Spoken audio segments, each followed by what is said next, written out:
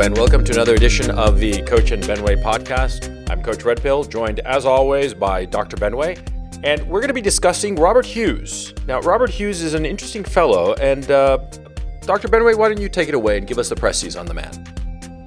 You always give me the hard work. Robert Hughes was an art critic for the New York Times. Well, that as blunt a statement as that is, let me give you some extra background. Gentleman was an Australian, born in the 30s, was from that sort of clique of Australians who, in that post-war period, started getting a sense of, well, we're kind of outside the typical world Western culture, but we feel we have the confidence and relevance to be a part of it.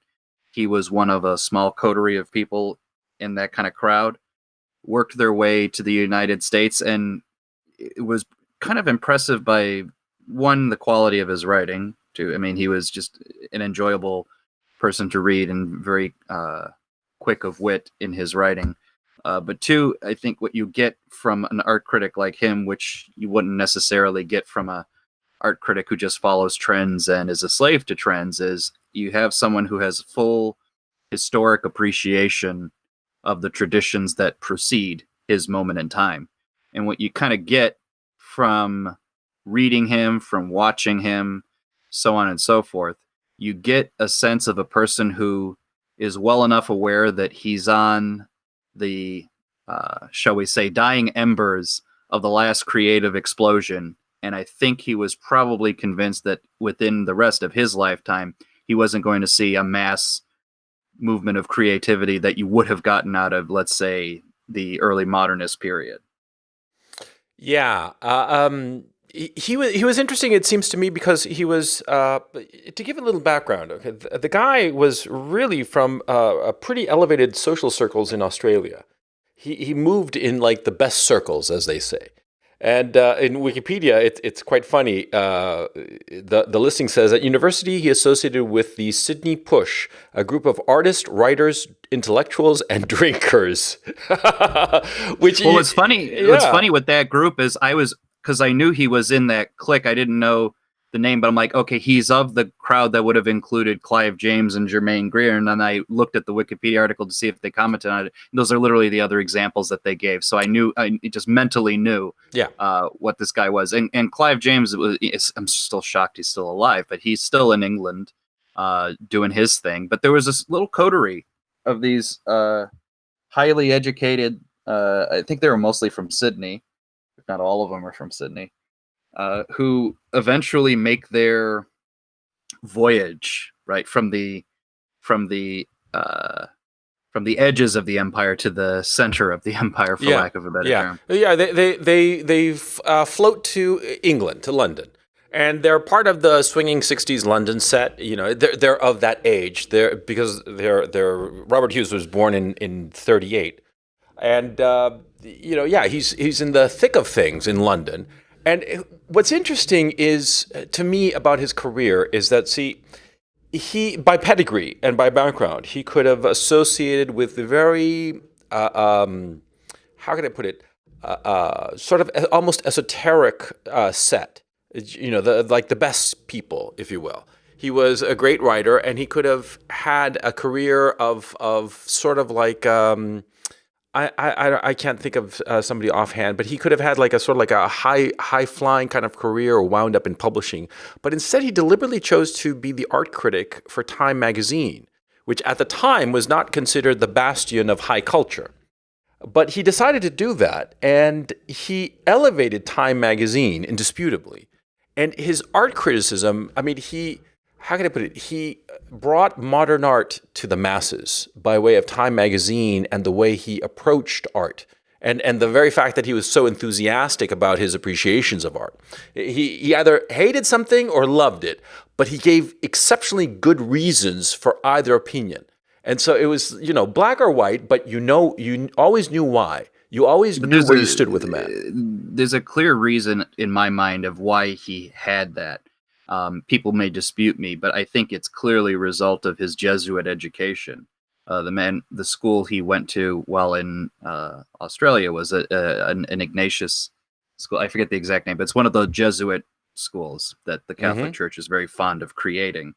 And I guarantee you, the rigor of the knowledge of all of these pieces of history that came readily to mind, and his ability to make his case and to be exacting, and more importantly, to have actual judgment in what he's saying, absolutely, in my mind, could not have happened outside of that Jesuit education. Well, let me put it this way: it could have, but you would have needed some simulacrum of it in Mm. order to get there. Mm. Yeah. Well, the first thing that he became known for, I mean, one of the pillars of his career was The Fatal Shore. I read it quite a number of years ago. Unfortunately, I was not able to get a copy of it here for this conversation. But from what I recall of the book, it was massive. It was beautifully written. I mean, it's just the writing. It just sings practically. You never feel at any moment that your eye is tripping over itself, or you have to reread a sentence or something like that. Which I think is a combination of both his very good writing style, and also I think that for all the crap that Time magazine got stylistically, because a lot of people mocked the Time style, right? Who was it?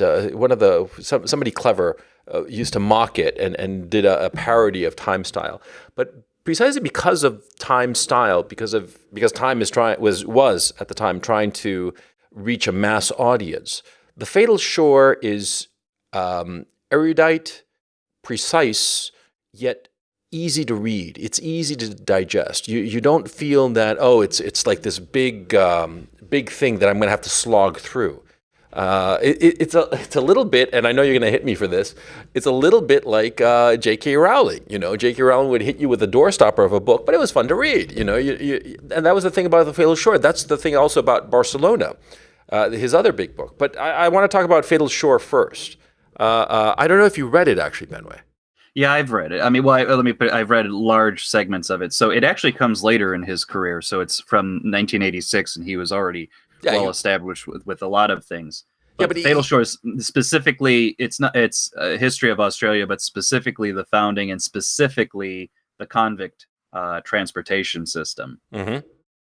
And that level of it's a narrative. And remember, with this guy, as you look into his background, the man certainly he's not the type of guy who was into art, wanted to be an artist, and then failing that became a critic.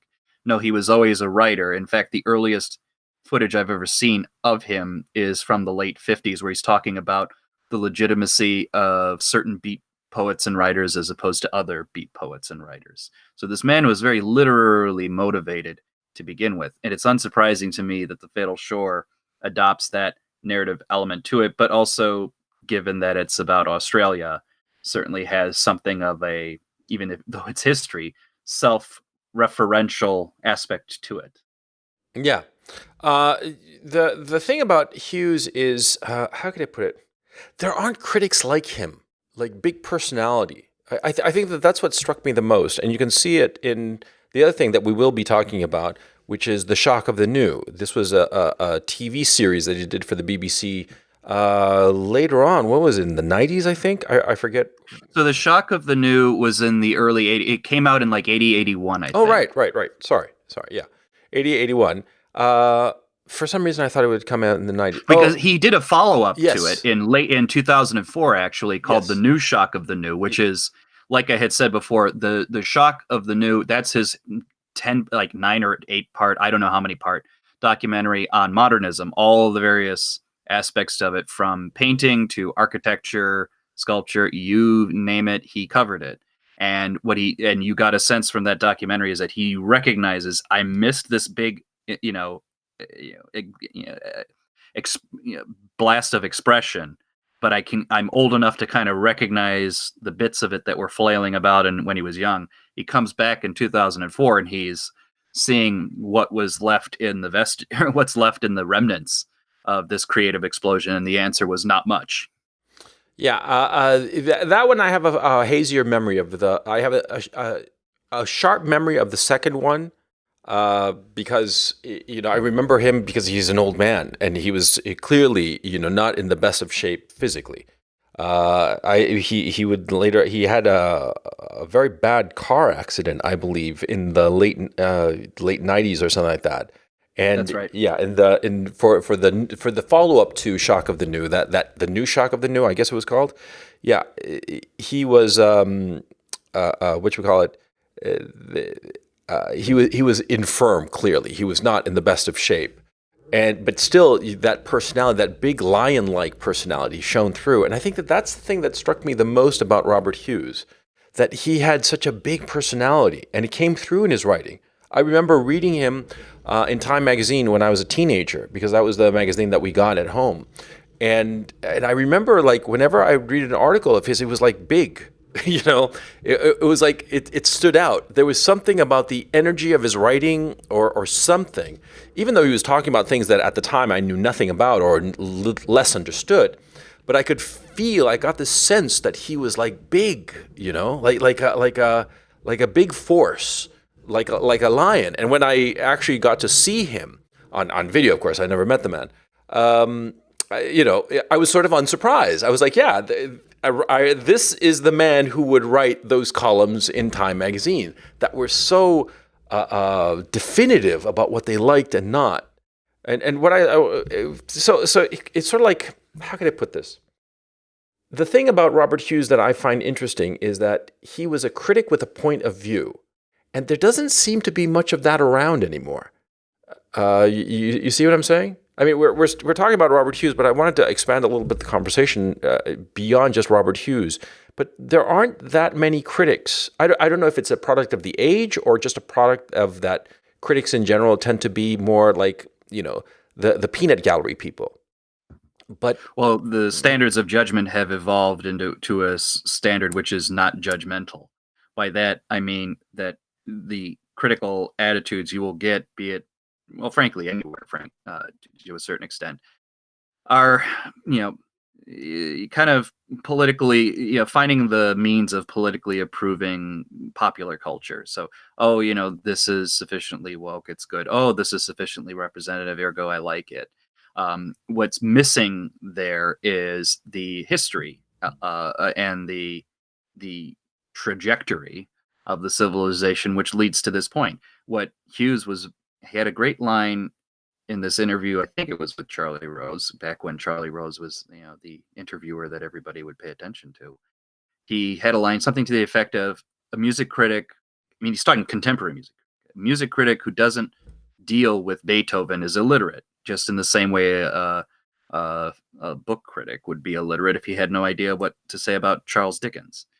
That was kind of his attitude, and you saw it with everything that he kind of did, even in the contemporary art.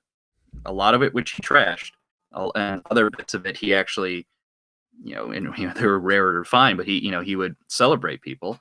It was fully aware of what was going on. So I always loved, I do want to get into like the contemporary artists of his time, say the 80s, that he completely demolished, but he wasn't like a stodgy guy either. Like, he was a very strong champion of the comic book artist R. Crumb.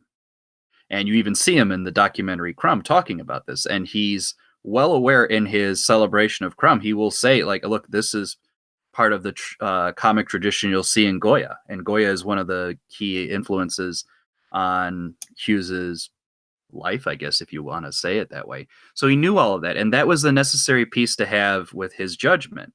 You don't really have that anymore, partly because nobody's trained to know all of these things. And two, if they are trained to be aware of this past, it's mostly to criticize it, in the sense that, oh, well, it wasn't representative of today. yeah, it wasn't multicultural enough. Yeah. I guess that's the issue, because I think of him, and I put him in the same category as Roger Ebert, although Hughes was a better writer. Although Roger Ebert was not a bad writer by any stretch of the imagination, but big personalities that had clear viewpoints on the art that they were criticizing, and who understood the art but had no desire to participate in the art. Okay, Because okay, Roger Ebert did write a script for some godforsaken horrible Oh no, movie. it Yeah. wasn't even not a. It was actually a wonderfully cheesy movie. It was this. It was the sequel to The Valley of the Dolls called Beyond the Valley of the Yeah. Dolls, and it's a Russ Myers movie. Yeah, Russ Myers right. being the soft. It's a really not even softcore Softcore. porn. That was even too harsh what he said. But his famous line was, "I like big bosoms and square jaws," and like Yeah. this is what Roger Ebert did. But no. To be fair, I mean, you're asking a question about critical personalities and when did they these personalities stop, because film criticism was loaded with them as well. You had obviously Roger Ebert, but Pauline Kael, Right. and go down the list. I won't bore you with names that you may or may not remember, but music critics, you could get people like that. And Robert Hughes was the art critic. What changed? Well, that was the last generation or two, let's say, that just before World War II, and then the baby boomers, the last generation that That had standards.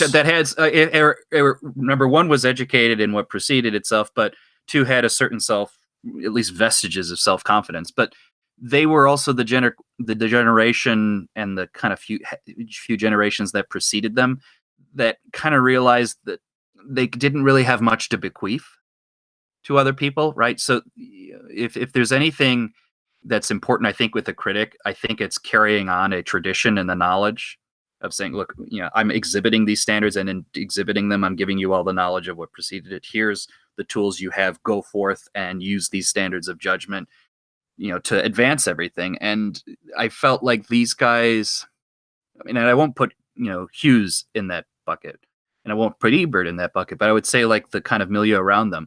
I think that group just kind of lost confidence at a certain point to say, like, oh, who can say what judgment is anyway? What are my what kind of preconceived social notions am I bringing in that are ruining things? You know what I mean? Pathetic. But I mean, it's pathetic. But the unfortunate reality or the unfortunate matter is that it is the reality, right? I mean, that is the crusty remnants of the lack of critical faculties, right?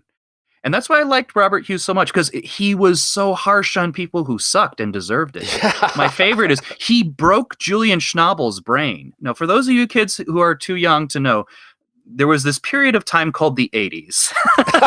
And in the 80s, per usual, right, with the influx of a lot of money and kind of like the outward, growth in conspicuous consumption, that old notion that like one of the signs of the upper classes is how much money they can throw away on like stupid shit. Well, art collecting became one of the big brouhahas in the 80s, not the least of which because you can make a lot of money off of it. And there was schmucks like a guy like Julian Schnabel, who, if you look at his paintings, they're basically grease glands, on canvas with some broken plates in them. Very bad drawing capabilities, rough ideas. If you know He's that a kind of marketer. aesthetic. He's a Yeah, marketer. he was a very strong marketer. He's known now for like directing shitty movies. No, they're not that bad. TBD. But basically, he was the embodiment of this kind of artist, and Hughes just would not have any of it. He basically compared him. He said he was this, he was to painting what Stallone was to acting, like a lot of overly oiled muscles and little technique to show for it. That's perhaps a little bit judgmental of Stallone, but it was pretty accurate of Schnabel, and you could tell that this never exited Schnabel's brain, because I remember a 60 Minutes interview they did with Schnabel where they actually brought up Robert Hughes and said he was not a fan of your work, and all they said was he wasn't a fan of your work. What do you have to say about that? And Schnabel was so like defensive. He's like, he's just a bully, man. He's mean and everything. How dare you bring this up? And then it was Morley Safer doing the interview. Oh, so Morley Safer goes on. He's a softball. So Morley changes the subject and says, okay, well, like, let's get to the fact that you decided to direct movies and this, that, and the other. And Schnabel's just like stone faced for a while, and he finally responds, I'm still pissed off about the Robert Hughes thing. And he's trying to pretend after saying these things that I don't think about Robert Hughes a lot. I just think it's lazy on your part. Like, it's the only thing you think about, Julian. It literally broke his brain. And well, why did I go through that long diatribe about that story? Well, because it's going to be outside of like internet people like us who will fling shit when we need to. you're not going to find too many critics who will pour on that kind of vitriol for aesthetic reasons. You will find people who pour on vitriol for political reasons or for showmanship reasons, like, oh, let me show you how woke I am by noting the fact that a white guy made this shit and that's bad. Yeah, that's the vitriol you'll get today. But you won't get someone saying you literally don't know technique, you literally don't know what the fuck you're doing, because that to presume knowledge of history and technique somehow in this current world is to presume prejudice. Well, obviously it is prejudicial to a certain extent, but prejudicial based on things that the society wants to do away with, namely old men like Robert Hughes. Because he didn't fuck around. And look, the critical faculty, the job of the critic, of course, is that he is measuring the work, because presumably he's studied enough that he has a body of work internalized, and he is comparing and contrasting new work to that work that he already has inside him, if you will. And what happens, of course, is that, it depends, of course, what you have internalized and the quality of what you have internalized. Now, I'm firmly of the belief that there is art that is better than other art. You show me two movies and I can say this movie is better than the other. Sometimes it's like almost impossible to tell which movie is better because they're just radically different. And that's why it's so frustrating and so much fun. Sometimes at the Academy Awards when they actually have a good year and you're comparing and contrasting movies, you're just like, oh, this was better than that one. It's a fool's game, but it's a fun game, right? But you can tell the difference between something like Return of the Valley of the Dolls contrasted to The Godfather, just for the sake of argument. One is better than the other, no question. If you internalize shitty movies, shitty books, shitty art, I have the following question. If you internalize the shitty crap, will you, when you come across something good, will you realize it's good, or will you think that the shitty stuff is better? Well, that's an interesting question. And it's hard to kind of answer that because... Well, sorry. Let me just add something parenthetically so that you understand what I'm saying. See, we agree that current critics are these fucking losers, right? And they have internalized a lot of shitty art that they claim is good, but I think it's garbage.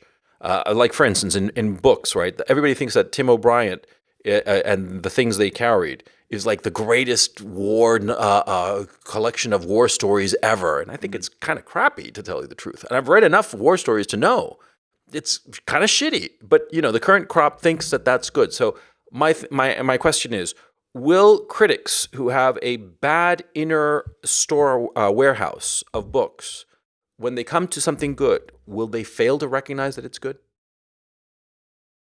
I mean, it's entirely possible. I mean, and to kind of stick with Robert Hughes as a kind of give it like real life examples to work through here. Mm-hmm. Like in that, if it wasn't in, I forget which series it was either in the New Shock of the New or American Visions. Yeah. He kind of went to it's those contemporary art exhibits that are primarily a product of identity, right? They're literally agitprop of things like, an installation that's, like a bloody tampon and a neon sign that says there's insufficient funding for AIDS. And Robert Hughes's point was, that could very well, let's for the sake of argument say everything you're trying to articulate in the piece is true, but the question remains, so what? Frankly, because he says it's the equivalent of saying you drew some mermaids, right? Mm-hmm. You just for the sake of drawing mermaids. Well, it's the same basic idea. You're representing a kind of thought or thing that you want to depict, but what's the point? What is your level of sincere engagement there?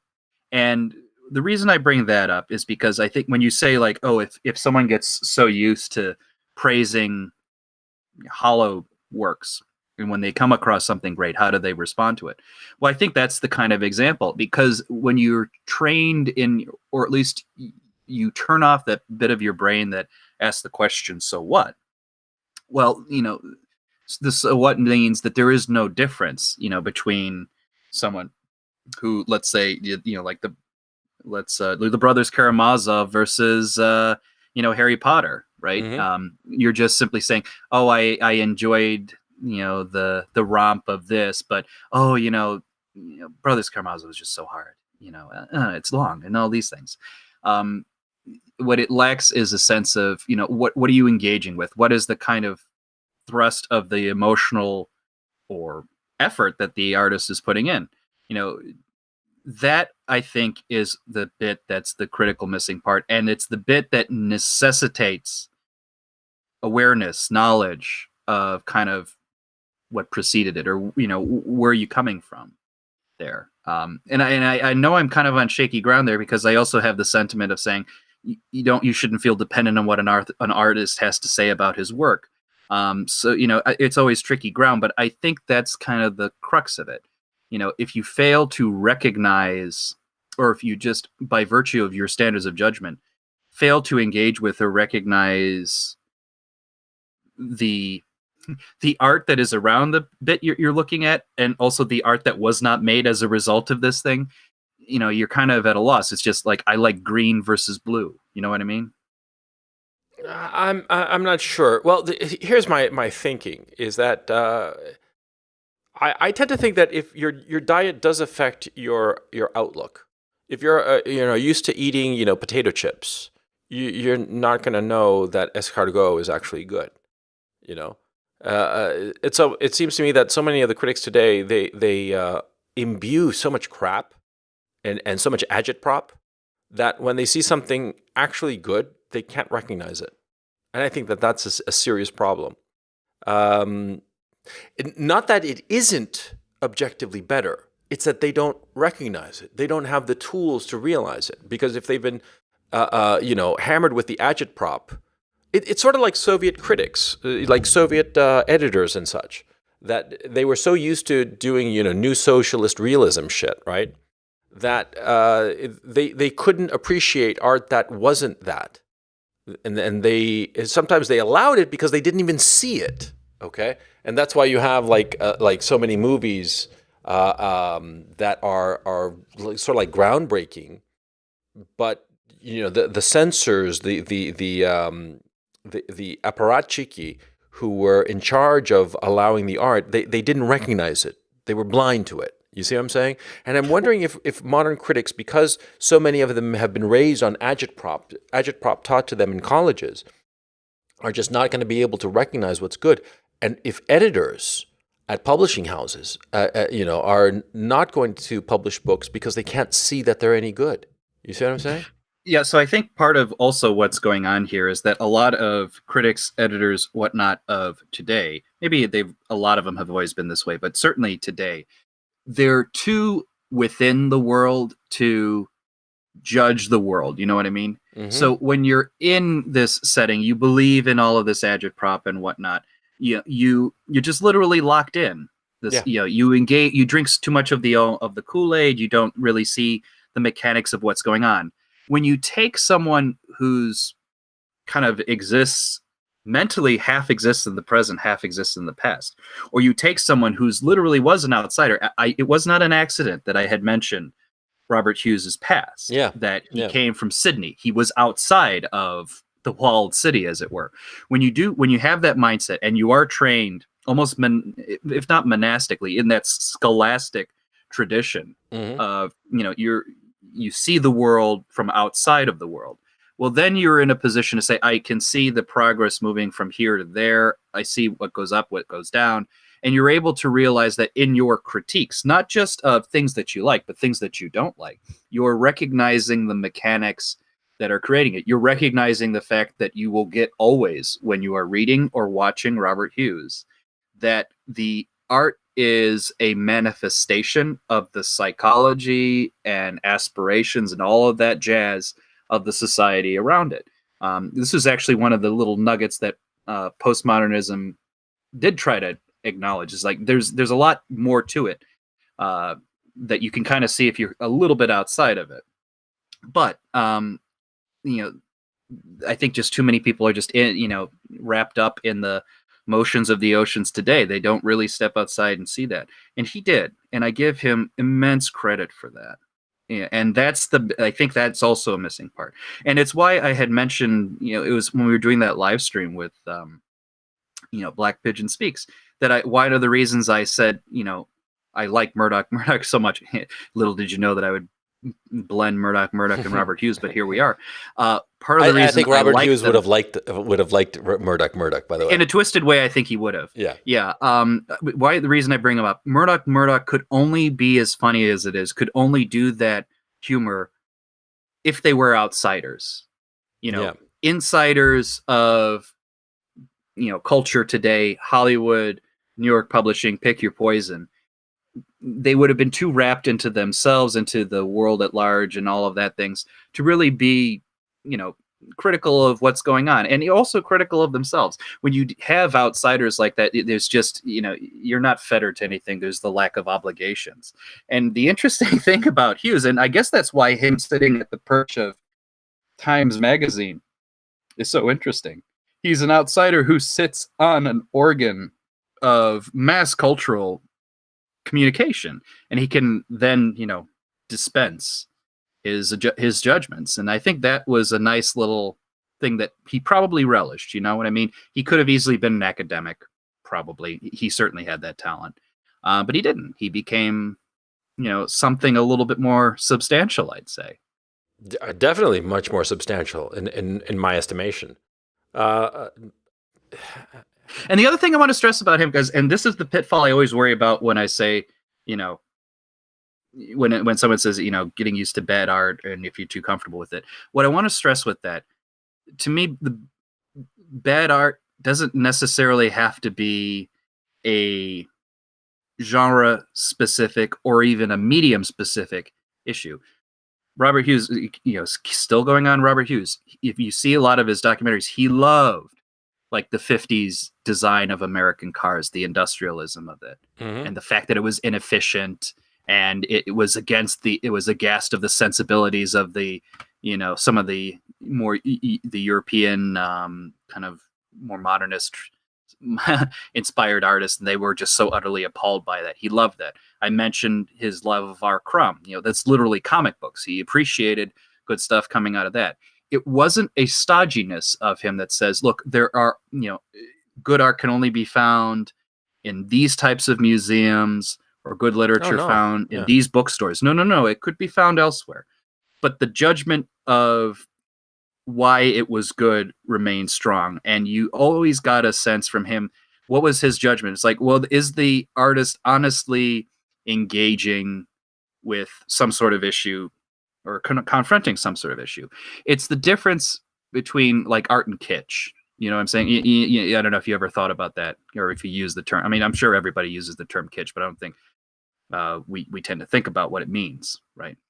And the way I always think about it is like kitsch is always, it's like it's a representation of a certain artistic expression, but without awareness or care or concern of why it was the way it was.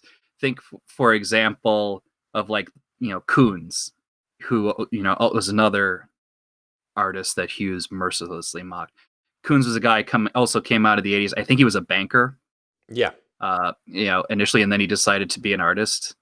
And he actually has no knowledge of technique. He doesn't even build the art pieces himself. He conceptualizes them, has other people do them. Yeah. And they're so ridiculous. It's like a porcelain statue of Michael Jackson with the fucking monkey. Yeah. Or that was also from one of the Hughes documentaries where he literally is mocking Koons to his face, where he goes to Koons' studio and there's this big statue of a kitten in a sock, like, massive size. Let's say it's like 2.5 stories tall. And, he says, Hughes says, what is this?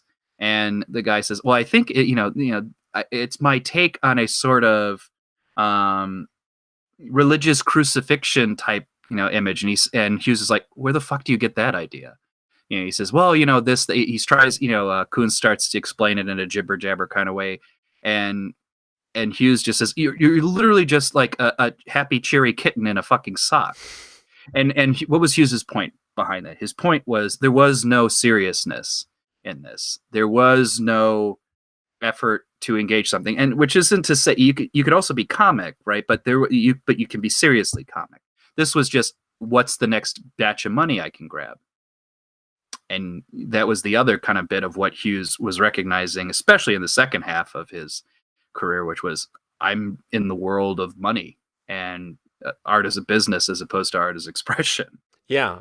Well, the thing that's interesting about his background is that he was once at once part of the establishment of Australia. He came from a fairly well-to-do family who various members of his family wound up in relatively good positions in Australian society. And yet, at the same time, he was from Australia, which back then in the day was considered the boonies. And Mhm. what I find interesting, oh, and by the way, have you realized that he was a contemporary of the Bee Gees? He must have known them, you Oh, know? I'm sure he did. Yeah, I'm Yeah. absolutely sure he did. Which is kind of amusing, Robert Hughes and the Bee Gees partying down. Well, it's funny, there's like a lot of, especially for that generation, there's other weirdness. The other great example is um, Coppola and Jim Morrison and guys from The Doors were classmates at film school together. Oh, really? Yeah. Yeah, Oh, there was a whole bunch of just weird shit like that going around. oh Anyway, sorry that's for the tangent, but that was the immediate thought that came to mind. yeah, yeah. No problem. But the thing that I'm noticing as we're talking here, I'm looking at his works, and they're all out of print, especially the ones that matter the most, like The Shock of the New and what you call this book, The Culture of Complaint, which it just it's kind of surprising because it's so on point to what's going on today. I mean, I'm as we're talking, I'm ordering them, right? And by the way, I'll be ordering them before this podcast comes out, so I'll be getting the few remaining copies because it's just absurd. It's out of print, and Well, it's a short-term memory loss, right? Of culture today. I don't know that I have a good theory behind it, but I'm always shocked at how much good stuff is forgotten. A lot of the books I kind of get now are used books that are kind of like that, which were, oh, this guy was very interesting, and I hear about someone talking about him, and oh, can I find the new books? No, or books that like just new editions of the books? No. So I go back to the to the third party sellers, and I'll usually find them ungodly cheap, in a lot of instances. And yeah, I mean, this is one. I mean, I suspect, there will be reprintings eventually. But the good thing about the Shock of the New is even if you can't get the book, the all of the documentary, episodes are yeah. online. All the documentary episodes are online, and I really loved that documentary because it weds so well to an earlier similar kind of documentary, which is Civilization by Lord Kenneth Clark. Mm-hmm. And I think it was they were conscientiously aware that they were similar. So some of you may recall that Civilization by Ken Clark has the position of Ken Clark doing a survey of art history, but it was Western European or Western Central European art civilization from, let's say, the Middle Ages through contemporary time. And the perspective he had there was a very conservative, like, this is the culture surviving, growing, and overcoming obstacles. And when Hughes comes along and does his, people were like, oh, I don't know if you could do Kenneth Clark all over again. Well, he does, but he does it differently. It's very much similar style, but it's more of like, this period of time fucked up a lot of people. And let me show you what came about as a result of it. So it's very similar, but it's much more concentrated. He's going through like 100 years at most, right? Whereas Clark went through 1,000. Mm-hmm. Well, look, to go in a different direction, the thing about Robert Hughes that I liked very much was, see, when I was growing up, I didn't like consult him or read him religiously, but I always knew that there was a guy who could sort of like be my Virgil through the world of art. Now, of course, his written works remain, though the man is gone. And so that sense remains that there is a critic whose judgment I can trust to give me the real scoop on whatever whatever artist, whatever work is around that other people are considering phenomenal or awful, and he'll give me like he'll be my Virgil, a Virgil in the Dante sense, right?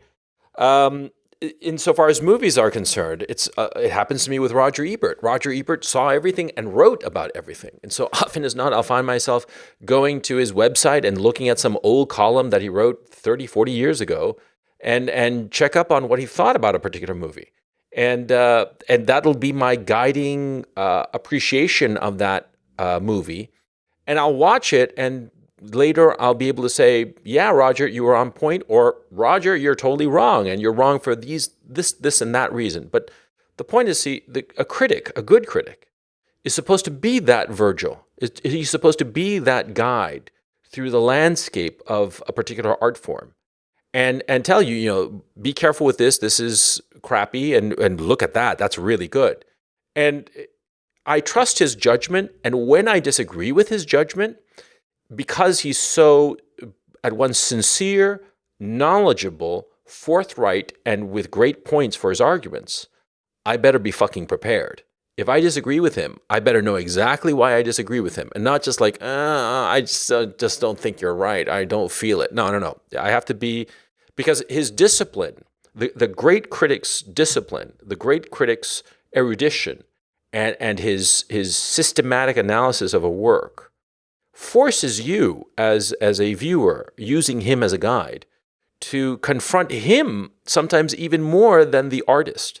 Because a great critic, sometimes it's a form of art. He has a certain opinion on a piece of art, and you have to measure your opinion against his. And that's a delightful experience, because it's like you're talking to an older, wiser man, and sometimes agreeing with him, sometimes disagreeing with him, but each time it's forcing you to think. And that is something that I appreciate about Robert Hughes and Roger Ebert. And I don't see any critic around, in frankly, in any field, that I feel the same way about. You know what I mean? So what was interesting, I like the two critics you mentioned as well. Obviously, we're discussing one, well, both actually. But what I find I enjoy about critics like that is honestly less the ultimate conclusion of their judgment, but more the fact that they made a judgment and the process behind which that judgment was made. Sure. So, what I liked reading with Roger Ebert, I liked it with Pauline Kael, I liked it with James Agee, I liked it with Leslie Fiedler, go through the list. I like it with Robert Hughes. Is yes, there's a mechanical system, or not just mechanical, but like an interesting sequence of thought giving to why the experience they felt encountering a piece of art was unique, worthwhile, or not so worthwhile. And usually, in the result of those conversations, a few things happen. One, if I'm especially when I'm in agreement with them, there's a kind of reverie of shared understanding of the world, which produces a lot of, frankly, excitement. There's fun time. You have fun time sometimes reading critics that you like in that kind of way. Two, what often happens is, to your point of the Virgil, they will bring forth with them, comparison points to justify their arguments, and it will sometimes be things you didn't know about, and your knowledge will expand as a result of that. It's a communion of like-minded individuals and recipient of the of the artwork and the history behind it. That's what's so great about it. And to your question, are there many critics who do that now? Some do, some don't, most not so well. One critic I actually think does very well, and it's the one that everybody seems to make fun of because they don't understand him. It's Armond White. He's the film critic for National Review. Mm-hmm. He's a black guy, but very conservative, and he tends to take contrarian opinions.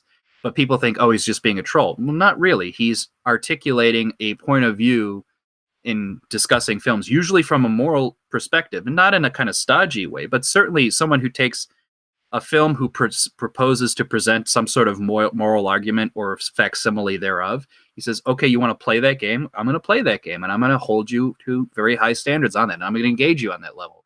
And if I think you're a farce and a lie, I will say so. And he does that. And that is the reason why he will say things like, the frippery of the Marvel movies may be more entertaining, but when they play their kind of vision of the world and how one should act, there's, something abysmal, if not nihilistic to them. Whereas, ironically enough, even though they're probably worse movies, the DC movies at least have some pretense of an actual moral code that actually is based on something. You can critique his conclusions on those movies all you want, but that level of engagement is what's interesting. And that's the point of the good critics. And that's what Robert Hughes always did. Yeah, exactly. Because engagement and it forcing you to engage. And that's the thing, because I want to be engaged with art, but but I want to know which art to watch, to pay attention to. You know, I have ceased paying attention to modern novels because they seem all like crap to me. I just don't bother reading anything contemporary. Why would I? Because some of it is just, there's a novel that is on my list called Milkman. It was the winner of the Man Booker Prize, right? And on Amazon, I started reading the first couple of pages, and it was just like, ugh, it's just like more agitprop shit, right? The big bad man and the poor delicate sunflower of a girl, and rape and power and patriarchy and shit. And I'm sick of that crap. Okay, I'm sick of it because it's just not. It's not real. It's not art that expresses humanity. Or the reality of human existence. Because modernism, sure, is sometimes it's very abstract, but it is expressing something human. Whereas a lot of this agitprop, it's just trying to convince me of a point of view about reality that isn't real, that isn't true. And I'm sick of it. And so the thing is, see, I wish there were a critic today in the contemporary novel scene who would be like Robert Hughes and say, yeah, most of this is shit, okay? But here are a couple of nuggets of something worthwhile, But there isn't that. And unfortunately, it seems to me in novels, especially as of the last 30-odd years, really, 30 to 50 years practically, we've slowly had this encroachment of this agitprop that, the literary landscape is bereft, and it's very, very depressing to me. I wish there were a critic who could help. Here's how I would articulate that. One of the things you will find when you really enjoy art or a work of art in general, in whatever medium, in addition to just watching it and experience, what's the next best thing, if not a slightly better thing? Talking about it with someone who is on your wavelength, right? Who will even if you are in disagreement, will kind of bat around the ideas and kind of continue the reverie of the experience of engaging this art. A lot of these critics do that by proxy, whereas in a lot of instances you may only have a certain amount of time with your friends and we have a point of view. You may want to extend that, usually with a critic, and a critic, as we said before, will have extra knowledge to do that. I think what's at a loss now, and the problem that I'm trying to wrap my head around, is why don't a lot of contemporary critics instill that sense of, joyful discussion, right? And the best answer I can come up with right now, and I'm not pretending it's the full answer, is that there is a lack of joy, it seems to me, in a lot of critics. You know what I mean? Mm-hmm. I mean, online. I mean, sure. Like some online reviewers, I will enjoy when they get going on stuff. I can get excited. Not too many of them, but a lot of the professional critic writers, don't seem to really have their heart in it in a weird way. Like, I'll give you an example. And she's not an example of a contemporary critic, although she's still writing. Michiko Kakutani. She was always known as the ball buster of the New York Times review of book, or not review of books, but the New York Times book reviewer. Yeah. And everybody always said that she was kind of a cunt, and probably it would be, and it's one thing is like Pauline Kael was called a cunt, but Pauline Kael actually enjoyed movies. When I read Michiko Kakutani, I never got a sense that whether she enjoyed books or not, she was kind of sharing that enjoyment with me. It always felt like a school marm bitch. Yeah. You know what I mean? Yeah. And that's, I think, the situation we're in. I think there's a lot of school marm bitchery at play.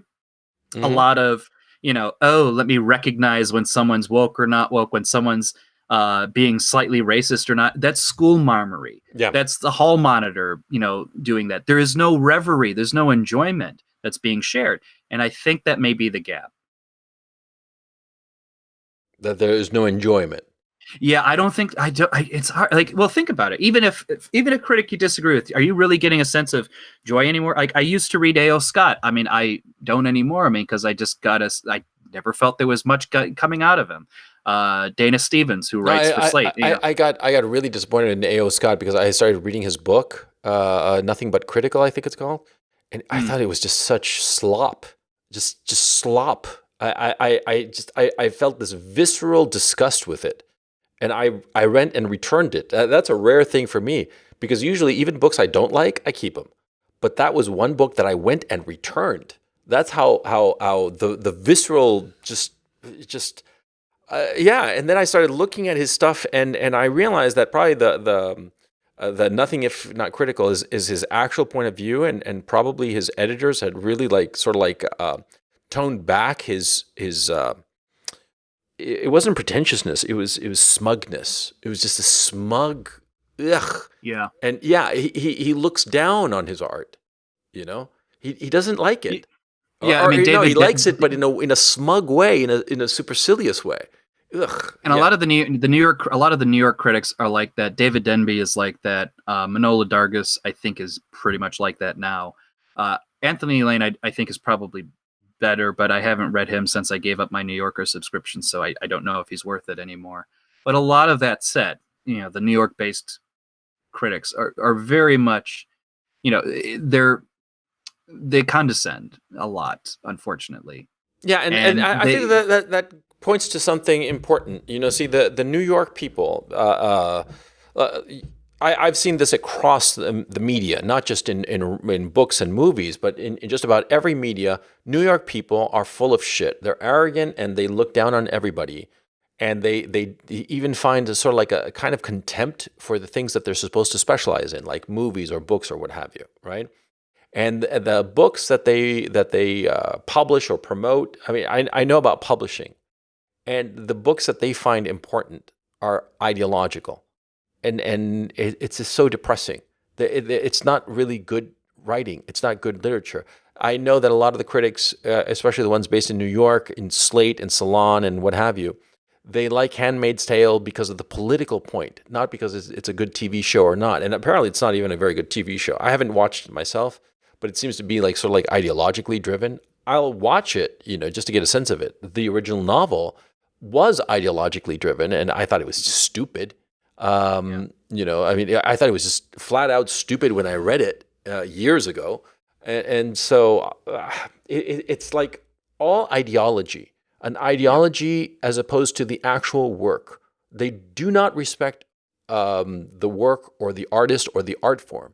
It's all to the degree that it helps their ideology. That's what it seems like to me. And that's why it's so refreshing to read somebody like Robert Hughes, like Roger Ebert.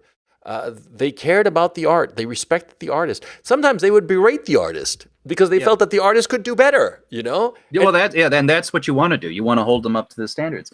What's interesting also with Hughes is Hughes was arguably just as much a New York fixture as a lot of those other guys, but he never felt like a New Yorker. Right. I think you understand what I meant by that. Yeah. Like he never came across as provincially of New York. In fact, if you look at a lot of his art criticisms, he certainly was critical of a lot of the shit coming out of New York. But when he goes around, this is a guy who knew a lot, traveled around a lot in the United States and the world to talk about his, criticisms, his documentaries. You never got a sense that like, oh, I'm in the podunk part of Iowa just so I could talk a little bit about Grant Wood. It's like, no, he was excited. He was interested because there was something interesting here. Yeah. He was. I mean. That was an example of. He didn't condescend. That's an example of rootless cosmopolitanism that is not a pain in the ass like a lot of our crowd does. Actually, he recognized the regional artists and what they were doing and why it was interesting, why it was important. Yeah, he understood that. And again, and I come back to this theme, but I think it's a real theme that we have to appreciate. And I think a lot of people in our audience would recognize it too. It's like being that a kind of outsider sometimes helps. It helps a lot, yeah. And why I say it to our crowd, look, our crowd, we have to recognize it, and I recognize it in myself. By virtue of our opinions, of our recognition that something's wrong, we're inherently outsiderish people at this point in time. Relish the fact that because of that, you can have a set standard of judgment that other people around you just will not or could not have. And Robert Hughes exhibited that. Yeah, exactly right. Exactly. To tell you the truth, I can't top that comment, and so with that, I think we'll wind down this podcast. This has been the Coach and Benway Show. Thank you so much for listening, and we will see you next time. Take it easy. And watch some Robert Hughes documentaries. Oh yes, watch Robert Hughes documentaries.